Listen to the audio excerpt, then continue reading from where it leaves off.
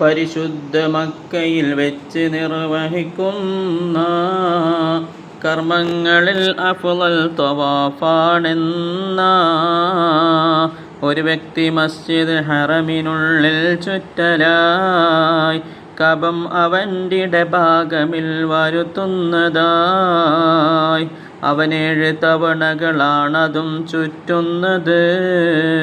അതിനാ തവാഫ് എന്നുള്ള പേർ പറയുന്നത്.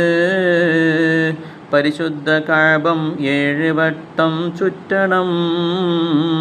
അപ്പോൾ തവാഫ് ഒന്നെന്ന് മാത്രം എണ്ണണം. 7 കുറഞ്ഞ് പ്രദക്ഷിണം ചെയ്താലേ പരിഗണനയില്ല തവാഫ് എന്ന അമലാലേ.